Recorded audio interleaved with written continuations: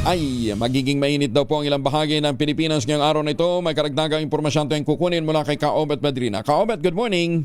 Magandang umaga po, Sir Angel. Magandang umaga sa mga tagapakinig natin. Yes po, tama po kayo, no? In-expect pa rin natin ngayong araw mainit na panahon pa rin maranasan, partikular na sa malaking bahagi ng Luzon. Pinakamataas po na damang init or heat index natin ay maring maranasan sa Dagupan City sa Pangasinan, na maaaring umabot hanggang 45 degrees Celsius, habang dito sa Metro Manila, aabot na hanggang 42 degrees Celsius yung heat index natin.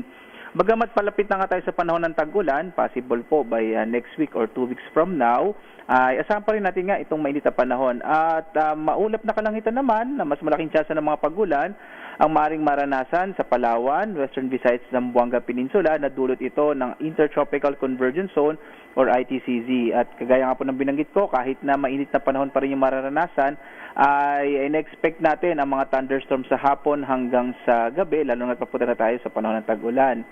Wala po tayong nakataas na gale warning sa ngayon, kaya dito sa pumalawat yung mga sakyang pandagat at malilit na mga bangka sa mga baybay natin bansa. At wala rin po tayong minomonitor na low pressure area sa ngayon, kaya posible for this week, malit pa yung chance na magkaroon tayo ng bagyo, Sir Angel.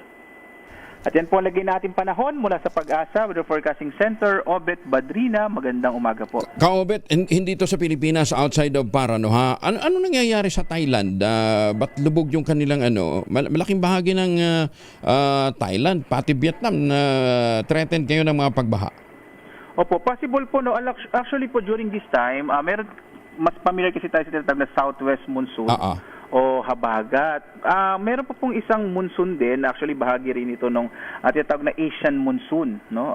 So possible po during this time of the year po, nagsisimula na po makaapekto yung monsoon, kasi po yung habagat or southwest monsoon actually nagsisimula po din sa may area ng Indian Ocean. So bago pumunta sa atin, dadaan muna sa kanila. So possible po, no, na yung mga pag-ulang nararanasan, particular na sa bahagi po ng sa may northern part ng Thailand, hindi po nagkakamali, sa may bahagi ng Chiang Mai. Ito ay epekto po ng mga pag-ulan na dulot po ng Asian monsoon din. Nako, malakas ha, lubog ang Bangkok eh. Tama po kayo, no? Halos malaking bahagi nga po ng Thailand, even po yung mga sa may southern part. Oo. Kaya ko natanong yan. Alam naman natin, nag-i-import tayo ng bigas galing Vietnam, ng Thailand. Ano, ha? Baka maapektuhan yung harvest nila doon. Di syempre, magmamahal naman ang presyo ng bigas. Di ba? Po. Yun ay isang implication ho, kasi pagka binabaha yung mga lugar na yan. Ano, ha? At sabi mo nga, bago dumating yung monsoon rain sa Pilipinas, sa kanila muna. So, tama po. At sinabi rin po ng counterpart natin sa Thailand, yung Thai Meteorology, yun po yung parang Pag-asa sa kanila. Binanggit nga po nila na ito ay mayroon din sila tinatawag na strengthened southwest monsoon. Ayan. So, na nakaka-apekto sa may Andaman Sea at saka sa may Gulf of Thailand. Hindi naman yun indicator na may La Nina. Hindi po, wala po siyang hindi po ganoon yung dynamics niya, Sir Angel. So, malakas lang talaga itong may southwest monsoon natin. Kasi ngayon po nasa neutral condition po tayo eh. Tsaka yung La Nina, mas more on dito sa area natin sa Pilipinas po. Hindi sa kanila. So mas more on monsoon po siya. Yun nga lang, wala tayong direct translation ng monsoon eh. Either habagat or amihan. So more on yung southwest monsoon o habagat. Pero yung hinihintay nating mga parameters para magdeklara tayo ng tag-ulan, eto na nga, paparating na. Ito yung monsoon. Paparating na. Actually, in-expect po natin sa pagkatapos ng linggong ito, yung hangin kasi natin ngayon nasa easterly o yung from silangan, no, particular na sa Luzon. Nakikita ho natin pagdating ng araw ng Biyernes hanggang weekend, magsisimula na po na maging southwesterly yung wind. So, yung hangin natin. So, ibig sabihin, nagsisimula na indicator na papasimula na nga itong habagat season natin, at kaugnay din nun yung mga pag-ulan. Sana naman huwag kasing lalakas nitong tumatama ngayon dyan sa may area na yan ng Thailand at saka Vietnam, ha?